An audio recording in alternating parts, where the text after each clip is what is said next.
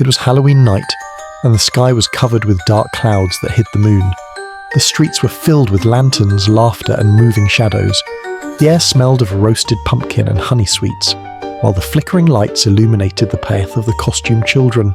It was a group of school friends, all 10 years old, who had decided to spend Halloween together for the first time without their parents. They felt independent, brave, and excited about the idea of living a night full of adventure and mystery. With their little buckets in hand, they went door to door collecting candy, amid laughter and hurried footsteps. Everything seemed like a perfect night until they reached the end of the street, a more distant and quiet place where hardly anyone ever went. There stood an old, gloomy house.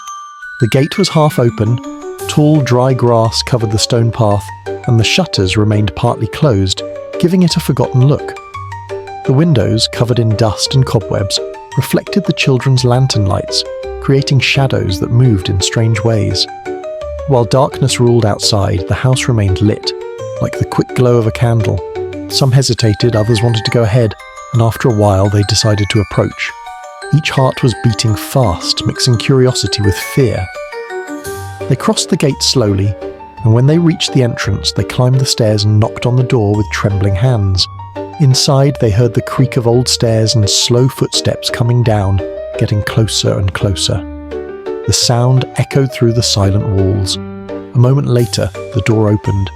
The light of a small oil lamp spread across the porch, revealing an elderly man with a calm expression and a kind look. In his hands, he held a pumpkin-shaped bucket filled with candies and chocolates. The house, which looked abandoned from the outside, held a warm and welcoming atmosphere inside, filled with the smell of cakes and old memories. The man, who lived alone, prepared sweets every year for the village children, but no one ever dared to knock on his door. That night, fear turned into surprise and joy.